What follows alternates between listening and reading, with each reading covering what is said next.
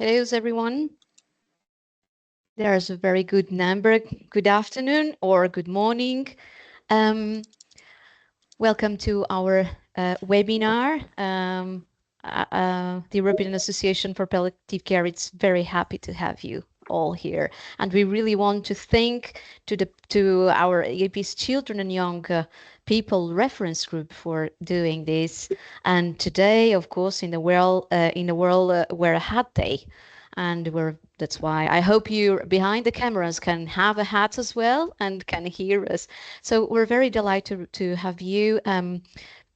We will first listen to our speakers, but we will invite you since the beginning, from now, to just put up your name and your country in the chat, and please make use of the chat so you can, and also you have a Q&A section or chat section where you can actually do your comments and do your questions. I'm going to pass now to Iktka, which is the chair of our group, to let you know more about that. Thank you. Good afternoon, good morning, or good evening to everybody. My name is Jitka Kosíková. I'm a co-chair of a reference group for children and palliative children and young people, as Carla mentioned. And really happy to host our annual webinar, which happens every year on this day where we wear hats for children. Palliative care as picking up and showing this day and the children, and also us as professionals to work with children in palliative care. We have interesting topics today, which I seeing the numbers rising in the people coming into the room. And excellent speakers, and I won't hold you back too long. I want to invite you to our web page of EAPC site, where we have our page where you can find materials and our work, what we do. I think Carla will put some links into the chat, so you can just click and go to the website to see, join us, sign for our newsletter we send 4 times a year, or have a connection with us. So feel free to click and meet us either somewhere at the EAPC Congress or at the webinars or somewhere else. We will be very happy. And now I have the pleasure to introduce our first speaker. All our topics are about care in intensive units. And part of our committee is Jennifer Brandt, doctor from Vienna, who works on pediatric intensive units, and she also works at the Medical University in Vienna. Jenny, it's yours.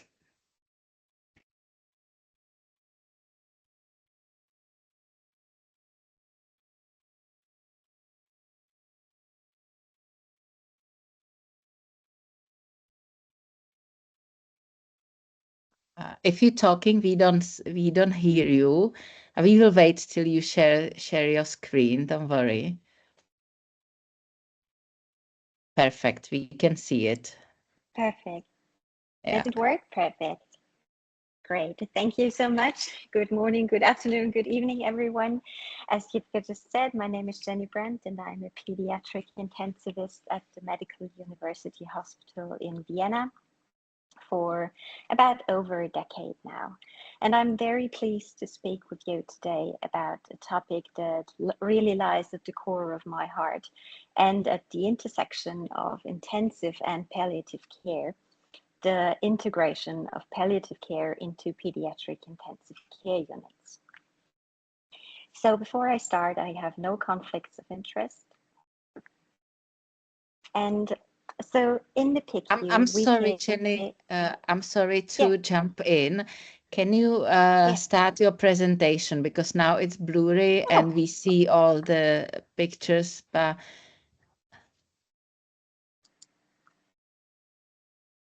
Does it work now? Not yet.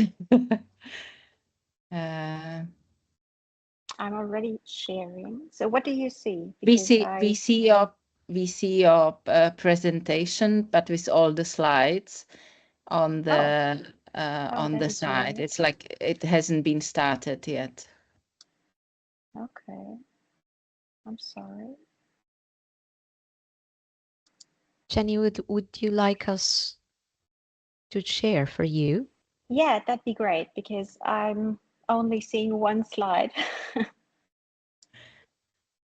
Maybe we could do that.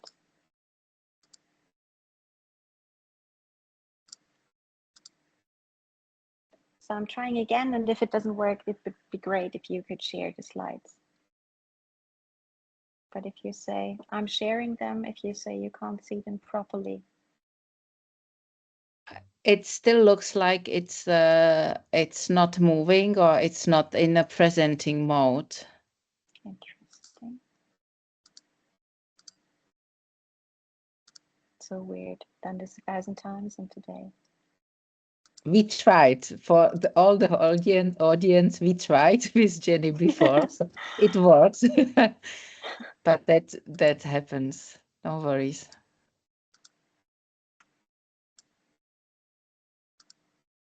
So, does it work now? I'm afraid we still see just like not started presentation, not in presenting mode. Yeah. This is really weird. Okay, well, I have sent you the slides before. Could maybe someone else share them? Carla, if I may ask you to share the presentation of Jennifer, thank you. I'm so sorry that this doesn't work today. I don't know why.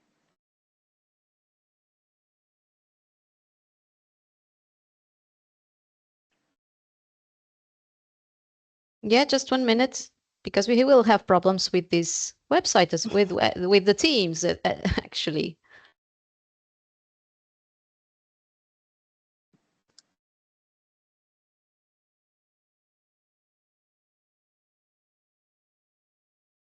Meanwhile, I see all the people coming from different part of work, from my country, Czech Republic. I'm very happy. I see a few names which are familiar from Slovenia, London, England, UK, Iceland as well, Germany, Qatar as well. So we're going a bit east, France. Welcome everybody from Norway as well, so Romania. So I'm very happy to see all the range of people coming from different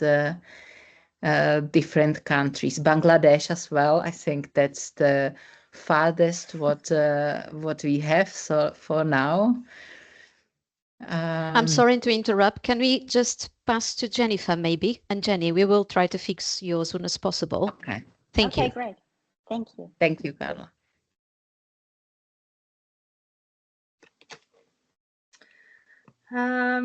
So Jenny later and I'm first, is that right? Did I understand it correctly? Should I share my presentation? Yeah, I think it makes sense for us to give Jenny Brandt a minute to get the presentation, in which case I'll step in. I'm Emily Harrop. I'm a consultant at Helen and Douglas House in Oxford in the UK, and it's my absolute privilege to introduce Jennifer Walker, who's a consultant in PICU in Utrecht with a special interest in children's palliative care. And Jennifer is going to talk to us about values, goals and preferences and what really matters when a child is in PICU. Thank you so much, Jennifer, for stepping up the agenda. Thank you for the introduction, and hopefully it worked before because we tested it. Let's see if we can make it work at this point.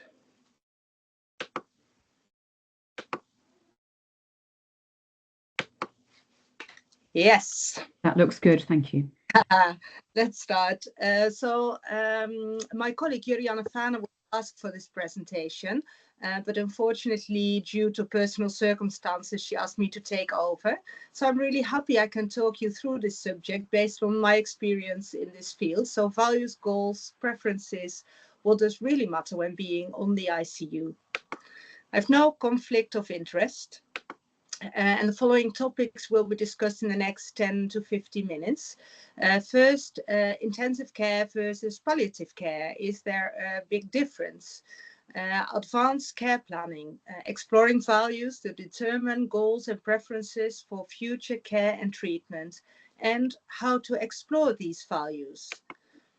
And to start off with the WHO definitions of intensive care and also palliative care. Probably all known to you, but intensive care is a medical specialty for patients with life-threatening, potential reversible organ dysfunction, where you need advanced support to stabilize and prevent further decline of organ dysfunction.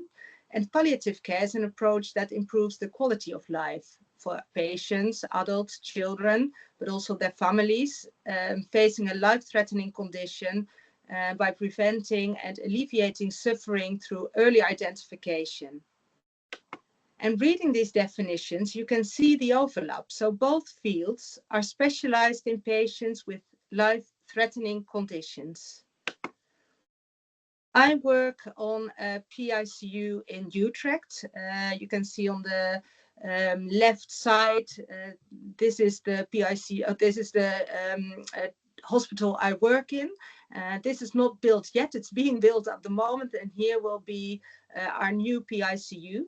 At this moment, it's a 12-bedded unit, and we have around 1,100 admissions a year, of which 1/3 is cardiac or cardiothoracic surgery, 1/3 are oncology patients, and 1/3 are, for example, traumas, infections, but also other post-operative problems.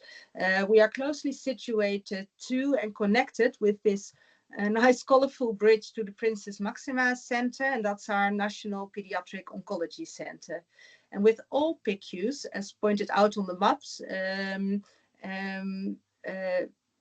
we cover the whole of the Netherlands, and the pediatric palliative care teams are located in the same cities and also with the same coverage in the Netherlands. The number of children with life-limiting or life-threatening conditions is increasing, as current medical treatment options allow critically ill children to live longer, but also being dependent on high complex care for a longer period of time and expanding care facilities at home. However, preparing for future scenarios in pediatric palliative care is perceived as complex and also challenging by both the families but also healthcare professionals. So for parents, facing the future is emotionally challenging as it confronts them with the possible loss of their child. By discussing the future with the family, healthcare professionals fear to take away hope and disturb families' way of coping with the serious illness of their child. But I think that intensive care nowadays cannot go with palliative care. The most important question should be, what is really important in life? And we should start talking more about values, goals, and preferences more often. And the sooner, the better. But if a patient is admitted to PICU without any previous advanced care planning conversations, then we should start these conversations on PICU. Defining goals of care is a fundamental step in providing palliative care. So with advanced care planning conversations, we can support individuals to define their values. So what are their inner motivations? And with this, we enable parents and children to think about the meaning and consequences of serious illness to determine their goals and preferences for future medical treatment and care. And through concrete action points, we can achieve our goals and thus living according to our values. And in this way, values provide direction for what quality of life is, but also quality of dying and what it means for everyone. And for everyone, it means something different. And as said before, for parents, facing the future is emotionally challenging, and also healthcare professionals fear to take away hope and disturb the family's way of coping. And I think as a pediatric intensivist, we have a role in supporting other healthcare providers in offering ACP conversations with families or to families. And there are different time points when we as intensivists do get in contact with patients that might benefit from support other than just the medical treatment. So in the outpatient clinic, for example, we have a preoperative screening of patients with a non-idiopathic scoliosis, and it could trigger us to start ACP conversations. But also during hospital admission, when we are asked for a PICU assessment, but without a direct indication for PICU admission, so on the patient on a general ward. After PICU admission, during a PICU follow-up program, but also, of course, and I think it's the main group, it's during PICU admission. But when you look at a PICU setting and ACP conversations, there is a tension field due to sometimes very hectic and acute settings on PICU. There's not always time to have formal advanced care planning conversations. But, however, hectic moments are usually followed by calm moments. And these are the moments that I think parents, family, but also the healthcare professionals have time and space for reflection, so they can think about what is really important in life. Mitchell investigated parental experiences of end-of-life care decision-making for children with life-limiting conditions in PICU and concluded there are 5 important themes. Parents have significant knowledge and experience that might influence the decision-making process. Trusted relationships with healthcare providers are key to supporting parents making end-of-life decisions. Verbal and non-verbal communication with healthcare providers impacts on the family experience. Engaging with end-of-life care decision-making can be emotionally overwhelming, but becomes possible if parents reach a place of acceptance. And families perceive benefits to receiving end-of-life care for their child in a PICU, for example, attending a resuscitation. So focusing on this first point, how can we further explore the knowledge and experience of parents? And complementary on this, their values, their goals and preferences in care. Hope for the best, prepare for the worst involves a dual approach to serious illness conversation, addressing both the parents' realistic hopes, but also fears and planning for a range of potential outcomes. There's 2 different ways. You can have a general conversation, but also a tailored conversation. And I think when a patient is admitted to PICU, usually the general conversation is not possible and a tailored approach should be followed. In advanced care planning conversation, it is important to highlight the perspectives of all dialogue partners. So you've got the child and family, but also the medical team. The child and the family can prepare for the conversation with preparation materials so they know what kind of questions will be asked. And as a healthcare provider, what do you consider to be good care and treatment for and in the best interest of the child? Sometimes it is needed to discuss the patient in a multidisciplinary team meeting first before talking to parents to really know what we as a medical team think that is good for the child. And during ACP conversations, these perspectives of you, so I as a healthcare provider, but also you as child and family, you need to highlight both of these perspectives and then see if you can come to a common ground and determine next steps, subsequent steps. So how will we move forward together? On the right side, you can see the preparation materials for, in this case, a child that we use in the Netherlands. And on the back of this map, so it is a map for a child to see what is my life and what do I think is very important. And on the back there are questions for parents they can prepare before the conversation with the healthcare provider. And there are also guides for clinicians. And in this guide, there are examples of questions you can ask in the following subjects. So who are you? What are you going through? What are your wishes? And then moving forward together and concluding the conversation. And after the ACP conversations, the gathered information needs to be documented. And usually what we do is we make a report, we send it to parents first, ask if they feel the same about what we've written down, and also ask if the documents can be added to the patient file so everyone can read it and know what is happening with the family and how they think, what are their values and their goals. So it will be documented in some way.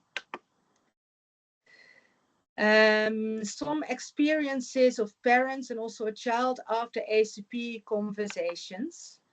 So a mother said, the questions that were asked kept me thinking about his coach states, for example.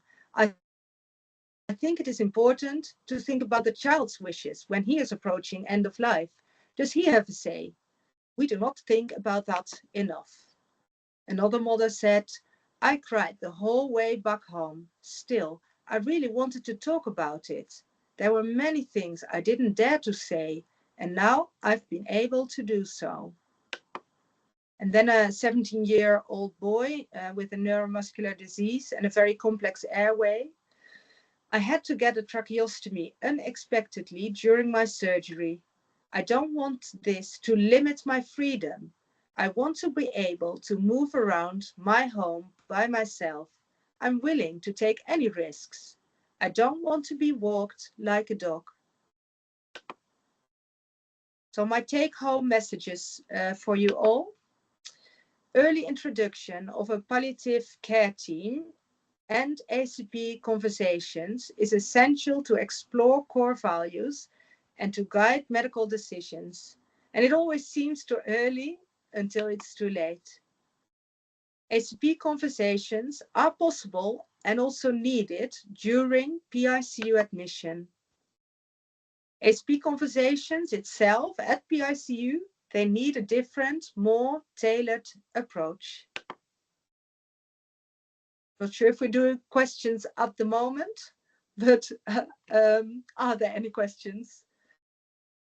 I think we've got more time for a Q&A at the end, Jennifer. Thank you so much for that. I'm going to gently hand back the microphone to Jitka, who I hope is going to be able to introduce Jenny, assuming the tech gremlins have been kinder to us. Thank you.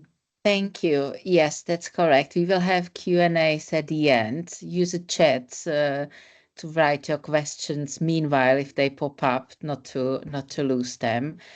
And I'm just checking, Carla, if we're ready to share Jennifer's presentation. And let me then introduce again Jennifer Brandt, who works in intensive care unit for children in Vienna. And she also works in a medical university of Vienna. Jenny, it's please, it's you. You're now.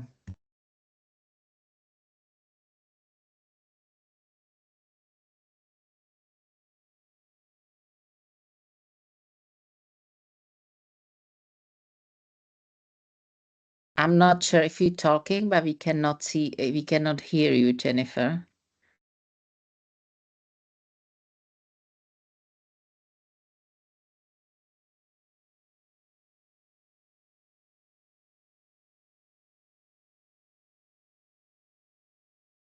I still don't hear you, so If you can let. I think Jenny's on mute still.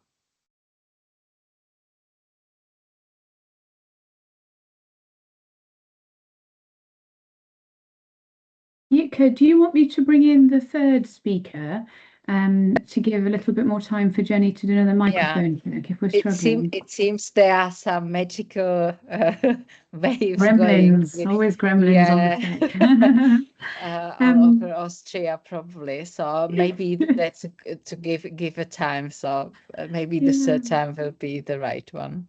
Thank you, Emily. So, Edouard, I hope you're there because we've changed the order. Next, it's my pleasure to introduce Edouard, who is from a social work background and works on the intensive care unit in Barcelona. He's going to talk to us about when going home as a family is the ultimate goal, and he's going to do that with Ikra, a parent, talking about her daughter Taqwa. Thank you. Welcome. Hi, everyone. Just checking, can you hear me well? Yeah. Ikra should be around in the participants. Can we find her? Yeah, I'm here. Okay. So let's begin. I will start. Thank you, the APC, to invite us to be part of this webinar. And I feel honored of interviewing Ikra. And we'll start with an introduction. I'm social worker in Sant Joan de Déu Hospital in Barcelona, in the pediatric and palliative care and chronic complex patient. And Ikra, could you briefly introduce yourself and share what it meant to you when Taqwa was in the PICU? Yeah, hello everyone. I'm Ikra. I am mother of Taqwa. She is patient of hernia diaphragmatica, and now she is 5 years old. But when I have Taqwa, I was 23 years old, and when I came to know that she has some problem, and I was pregnant, and but I want to continue my pregnancy, and there was actually the team of Santhon.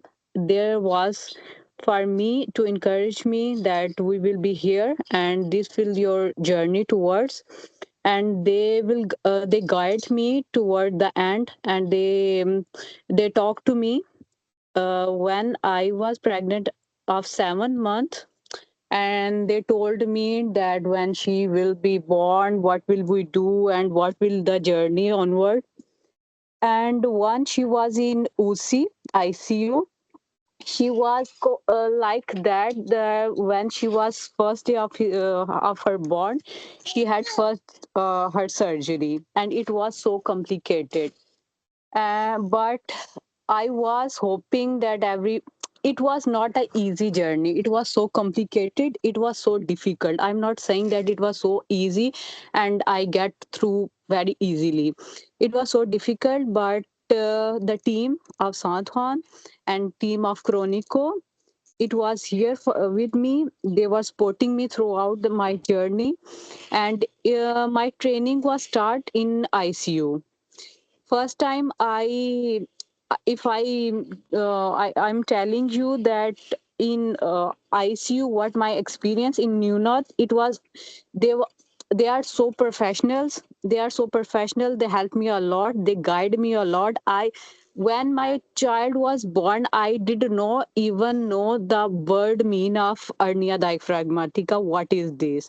I did not about ECMO. What is this? They guide me a lot, and they supporting me like emotional support, like my they concern about my mental health in ICU also.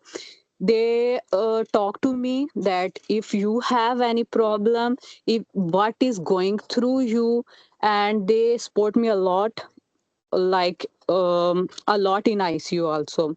It was not a easy journey when she was in ICU. She had daily new problems, new like it was a journey, not it was a process. uh, Suddenly I came to know that today she had this surgery, some water in her lungs. We have to take out the water. She had some problem in her heart. We had to proceed this procedure, but I was trusting on this team, and they they helped me a lot. And when I was in ICU, there were a team of Chronico, there were a team of ICU. They talked to me a lot about this, and on daily basis they talked me that what we are going through it, what will we do today, and what is the procedure. And I think it was a difficult period, but with their help, they I went through it like a flow. And when you talk about how difficult this process was, I guess there was some challenging situation. So how challenging was for you when you had to learn how to take care of the technical needs of TACWA for using the tracheostomy and the mechanical ventilation? Yeah. First day when I was in ICU, and a team came to me with a lot of machineries, and they told me that these machinery will be with her in our home, and I was scared at that point. What will I do? I did not anything about these machinery. I did not anything about that tracheo. I did not even have anything about the gastroboton. But then little by little, first Martipon, he's the doctor in San Juan, and he taught me about how to handle machineries, how to handle ventilator, and how to handle tracheo. First they trained me in ICU little by little, and then we were in normal room. She was admitted like 2 months continuously. For that, to train me how to handle all these things. In start, it is not an easy thing to handle tracheo, because this is the life. There is life in tracheo actually.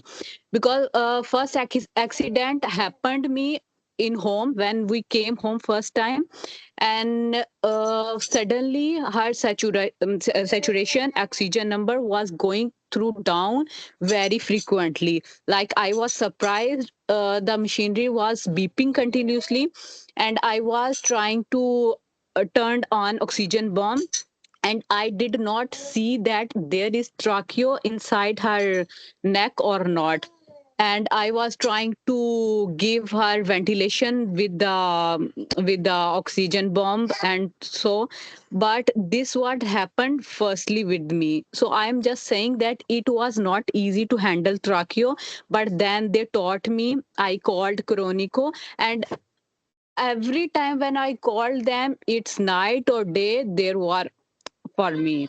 They helped me, and they said, I called ambulance also.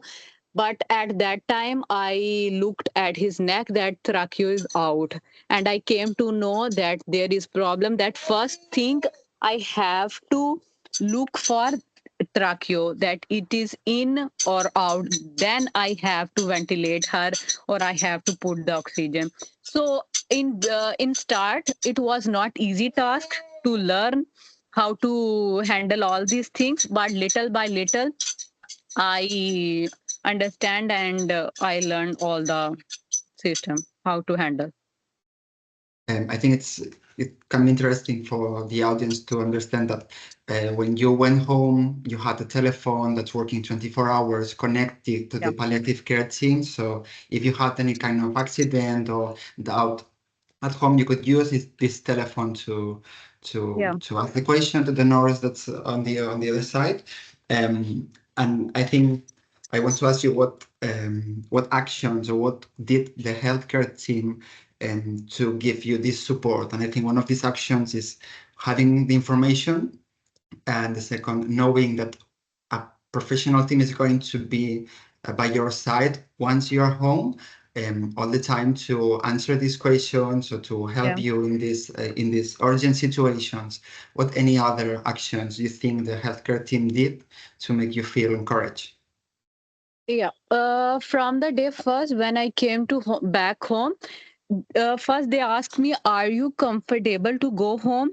Then I said, firstly, that no, I need 1 week more because I am not confident to go home now. After the 1 week, I came back home. They gave me a number that I can use 24/7. I can call anytime, any moment during the night, during the day. It's not only during the day, it's up, and many times I called them during the night at 4 o'clock, at 5 o'clock. There is a team that listen to me, they guide me.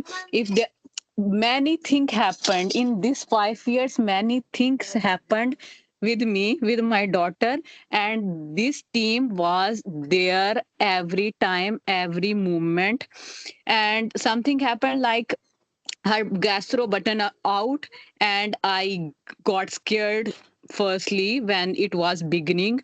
And they said to me, "No, don't worry, we will be here. We called emergency, you can go right now, you can go, and they will handle."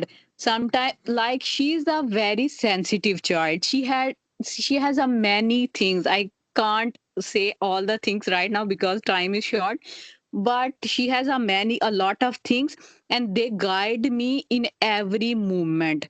Like, if suddenly happens that her oxygen number going down, suddenly happen that she is not breathing well, and I call them. If I don't call them and I want to handle alone, they try to convey me that you can handle, but better that you ask us how things will be do, things will be going on. So they help me a lot. Like, I called them anytime, I ask them anytime, they call ambulance if there is any emergency.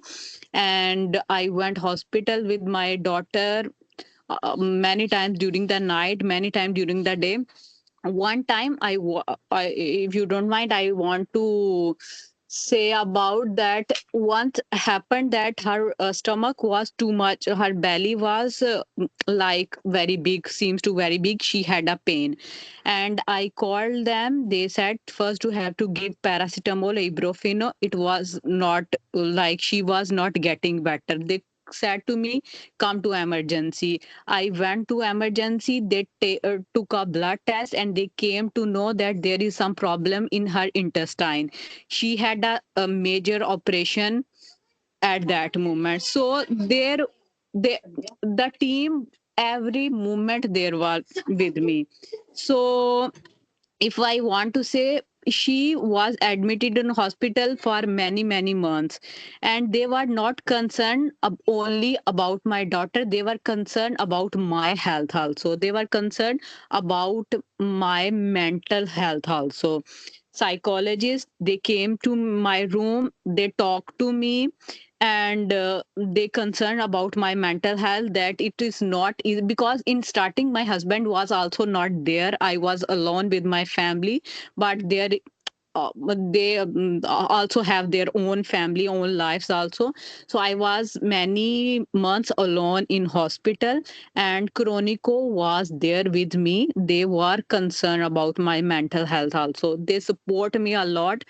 Like, in religion, they ask me, there is any difficulty about my to obey my religion in hospital, there is any difficulty about mental health, or I want to go out, they provide me anything what I want, what they can provide me. So there is a lot to say about them, because I am grateful. I they teach me how to be a human. I am not a Spanish. I am Pakistani, but they did not even like any kind of difference between a Spanish citizen or she's a Pakistani citizen. We have to do this with her and that with them.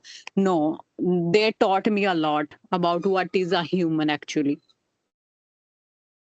Thank you so much for sharing your story with us today, Ikra.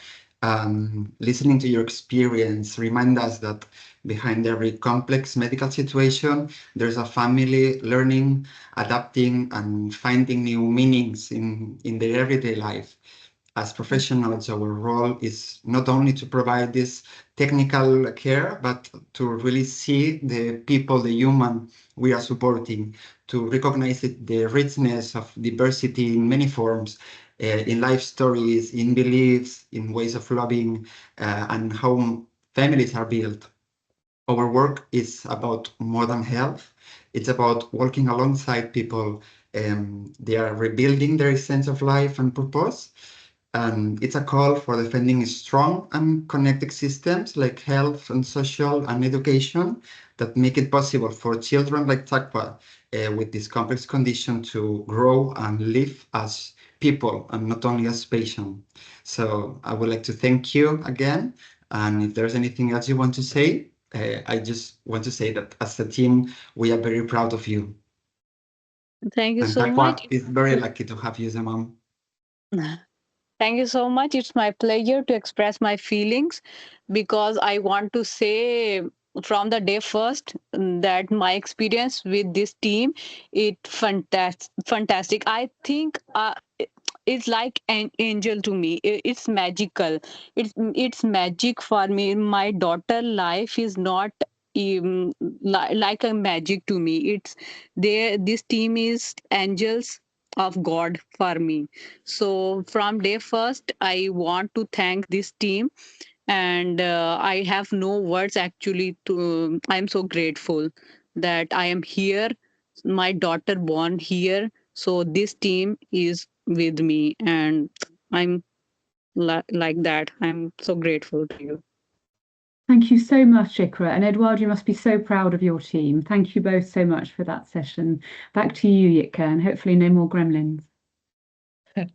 Let's see. There is one message for you, Ikra. We love you. Kisses from your nurses. So I'm just reminding you to send comments, questions in the chat so we can we will look at them after the talk from Jennifer Brandt. We know the presentation works now, but Jenny, are you here with us? Yes, I am. Hopefully Super. So everything third works out. time, Jennifer Brandt from I'm Vienna, so sorry. Pediatric Intensive Care Unit and Medical University in Vienna. Yes, right. So I have no conflicts of interest to declare, so I think we can go on and skip this for the third time now. Great. So in the PICU, we care for children who are critically ill, often with complex or life-limiting conditions. And the focus is on life-sustaining therapies and advanced medical technology. So, but beyond the machines and all those infusions and medications and beyond the interventions, there are children and families who experience immense uncertainty, fear, hope, and also suffering. And as we all know, palliative care is not only relevant at the end of life, it is a complementary approach that supports quality of life, shared decision making, and emotional and psychosocial well being. So, throughout the trajectories of a child's illness. So, in this talk, I will discuss both the challenges and the opportunities we face in integrating palliative care into the PICU, drawing from clinical experience, evidence, and ethical considerations. Next slide, please. So why does integration in a setting like a PICU especially matter? The population of children admitted to PICUs is changing, and more children now survive with chronic and complex conditions, but many live with significant medical fragility. So these children often require prolonged or repeated PICU stays, and the symptom burden of physical, emotional, and of a psychosocial nature is high. And palliative care focuses on improving quality of life and supporting families throughout this journey. And it involves symptom management, advanced care planning, and structured communication. Next slide, please. So research has shown that early integration of palliative care in the PICU leads to better symptom control, more coordinated decision-making, higher family satisfaction, and even improved well-being among healthcare staff. That also means that one essential element for successful integration of palliative care in the PICU is early identification of children and families who might benefit. But it does not mean labeling or limiting care. It simply means recognizing clinical, situational, and ethical triggers early, for example, when a child has a life-limiting condition, when the course is uncertain, or when decision-making becomes complex. So early identification allows us to offer structured support before a crisis even develops. It gives teams and families the opportunity to plan together, which often leads to more coordinated care, fewer misunderstandings, and higher trust. So instead of reacting, we can proactively accompany. And importantly, palliative care does not mean stopping intensive treatment. It can and should be delivered alongside life-sustaining interventions. It also ensures continuity of care, whether that means transitioning from home with technology support or to hospice care or compassionate end-of-life care in the PICU. Next slide, please. So after all, palliative care can be seen as a kind of umbrella, especially in the PICU, where children are often exposed to therapies and interventions even at their end of life. And Zimmerman and Matthews published in 2022 a framework arguing that early palliative integration protects against unnecessary burdens by opening the palliative umbrella before the rain, so before the numerous unnecessary interventions at the end of life. It is precisely in this environment that timely deployment of the palliative care becomes essential to provide orientation and support for children, families, and the whole healthcare team. Next slide, please. So what are the key challenges? Integrating palliative care into the PICU is often challenging for multiple interconnected reasons. One major barrier is the culture of intensive care itself, unfortunately. A culture oriented towards saving lives and using advanced technologies. This can unintentionally create a perception that palliative care belongs kind of elsewhere, or only when nothing more can be done. But there is also the factor of prognostic uncertainty. Children's trajectories are often unpredictable, and clinicians may worry about introducing palliative care too early, as if that would be possible, or about sending mixed messages to families by doing everything modern medicine can and then involving palliative care. So that said, communication can also be a barrier itself. Many of us fear of taking away hope, or we lack a shared language for navigating these conversations, and then instead use unclear language. And unfortunately, ethical dilemmas are frequent. We must balance what is medically possible with what is meaningful in the child's best interest. Systematic issues play a role too, of course. So in many PICUs, there is a limited access to pediatric palliative care teams, often no standardized referral protocols or triggers, and of course, time pressure. So, and finally, I think clinicians often have little formal training in communication, especially for these difficult situations. And these conversations are emotionally intense and can lead to moral distress among staff when decisions feel misaligned with our own values or the child's needs. Next slide, please. So this helps families feel supported no matter what happens. So while these challenges are real, there are key concepts of palliative care, and one of them is parallel planning. So this helps families feel supported no matter what will happen, and structured communication, ideally early in the child's PICU course, allows families to understand the medical situation, express their values, and build trust with the team.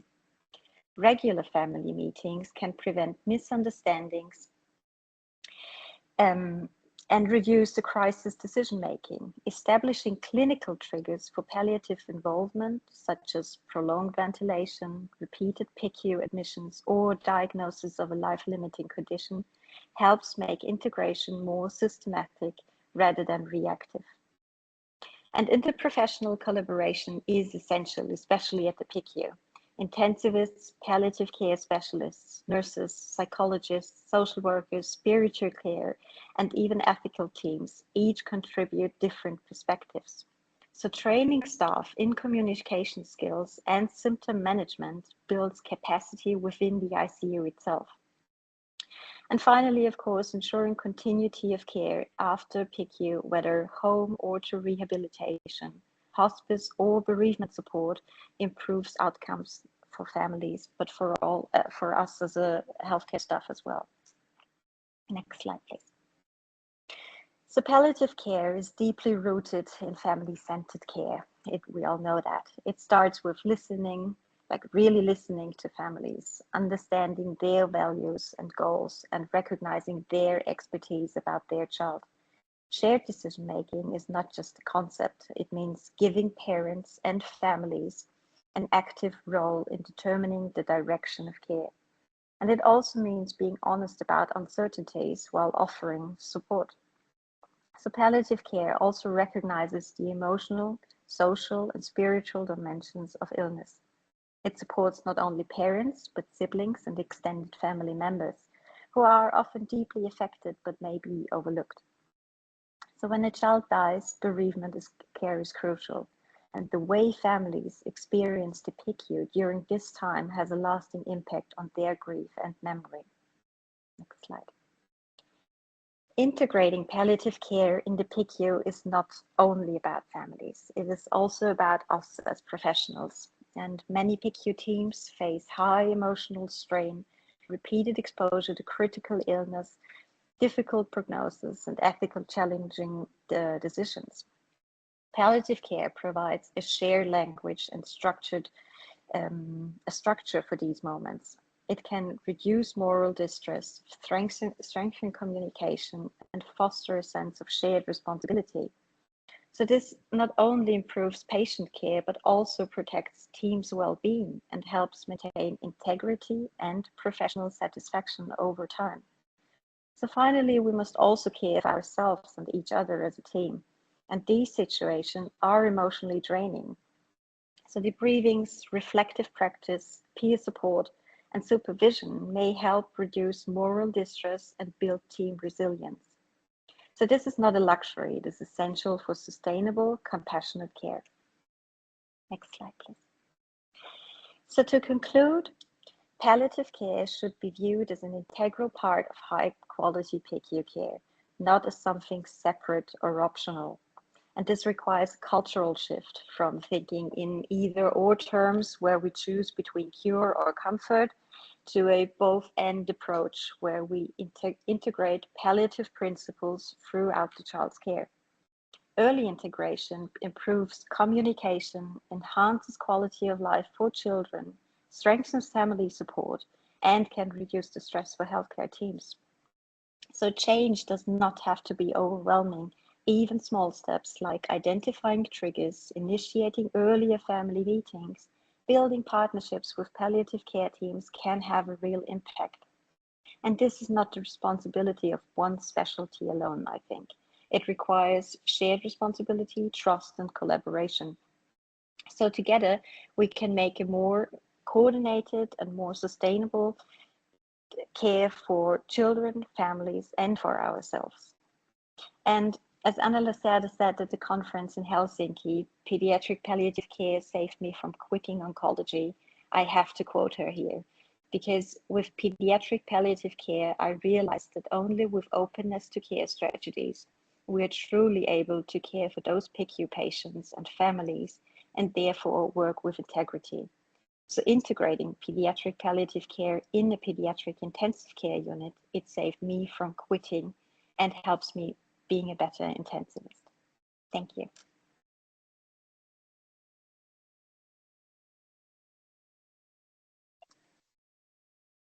Thank you, Jennifer, for lovely talk. And I'm happy it went through at the last.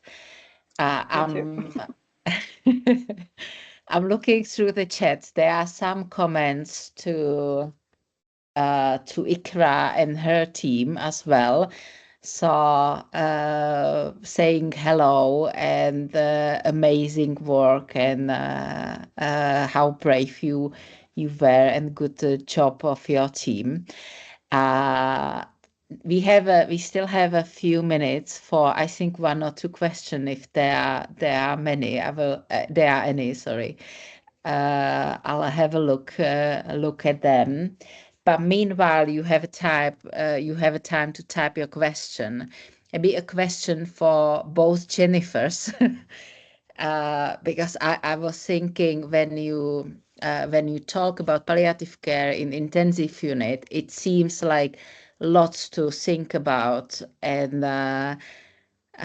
Imagining I'm a nurse or doctor or clinician basically working on ICU with no integrated palliative care team, what would be your tips to start? Like what are your tips if I say, oh, I want to start?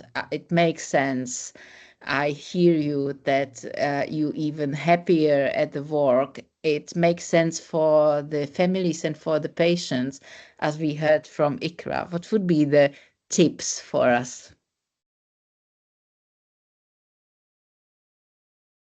Maybe Jennifer Brandt, if you can start, and then I will ask other Jennifer.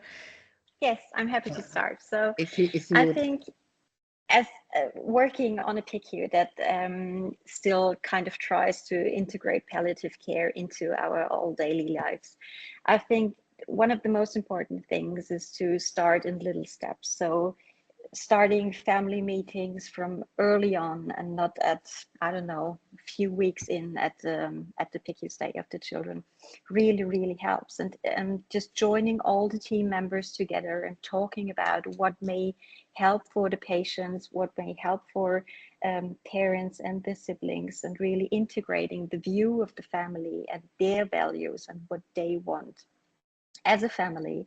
I think that is a small step, but on the other hand, a really big step to start integrating palliative care into PICUs. Because, as I said, there are so many machines, so much going on at the PICU that you kind of often lose the sight of the whole family itself. So I think one good step is to start with early family meetings and really try to integrate and listen to what are the values and of the family and what do they want. Thank you. Yeah, so I agree, Jenny. I think that's the most important bit. What I do see happening sometimes in our intensive care unit is that, especially when it doesn't go well with the patient, that on every shift, everybody wants to discuss it with parents, and that can be really difficult as well, because sometimes every 8 hours, parents do get the same question. So I think with this and early meetings, everybody thinks they're doing well for the patients to talk about difficult things with them, but I think you should look in the team who is doing these conversations with parents, and not everyone at the bedside to do it. So that's hope for the best and prepare for the worst, but always listening to what might happen is very difficult for parents as well. So being positive when you can is also very important to help these families and also to prepare for difficult times. So be sure that who's the nurse and who's the doctor that do or other social worker, but who's really talking with parents about these subjects. I think that's important to discuss in the team as well. Thank you. That helps. But it's basically what you're saying is start the conversation, stop and think what you're doing, and if the palliative care now is in place. And it also takes a courage to do the first steps. Thank you both. And we have few tips from our audience here. It's what helps to bring the palliative care in the intensive units as a planning and being not reactive but more proactive, to think about what might happen next earlier, maybe earlier than the parents or with the family. And a few times it's mentioned here, start the discussion within the teams. We have holistic rounds on PICU, where I can imagine you invite all the expertise and professions from the team and discuss all those questions you have on the table. Like, is it time for pediatric palliative care now, even we are in intensive unit? Emily, please. I see you raised the hands.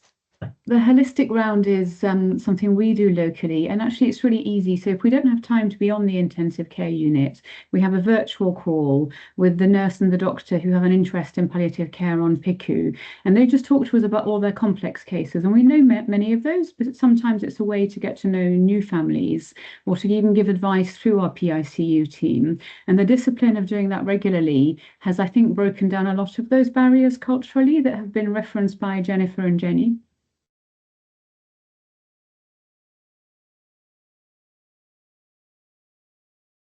Yeah, thank you for other tips. I think they are coming now. They mention not to forget the other disciplines like spiritual care, psychosocial care, of course, nurses. I think nurses, being one myself, we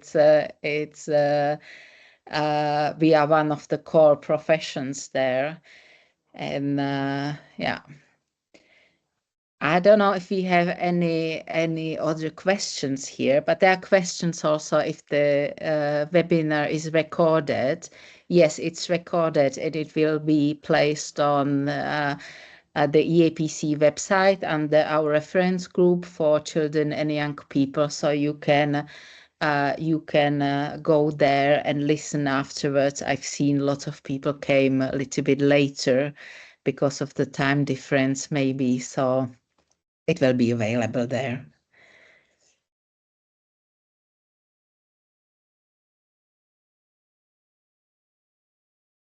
Lots of people here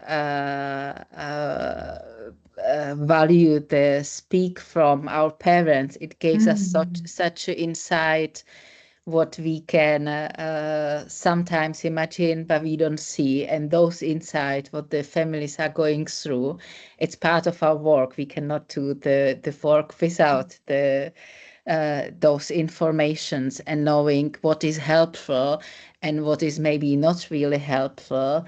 It's also it's somehow guide us to provide better care, better quality care, right? So thank you again for talking to us, Ikra. And to understand the quality of life of ventilated children at home, because I think for those who don't see it, it can be hard to imagine. So Ikra, that was really special. Thank you. Thank you. Well, unfortunately, even with our technical problems, we are a little bit over 3 o'clock in my country, but over 1 hour running this webinar. So thank you very much for being here with us. Thank you all the speakers, including Ikra. And we're looking forward to meet you either at the webinar at the Congress, EAPC Congress. Next time will be in Prague, so we'll be happy. I'll be happy as a Czech to welcome you here and meet you there. And our group, our reference group, will definitely be there. Okay, sure. Why not? It will be my pleasure to be there. Thank you very much. I'm wishing you on behalf of our reference group a nice Friday afternoon, nice hats on for Children Palliative Care Day today, and all the best in your lives, and see you around. Thank you. Thank you. Thank you.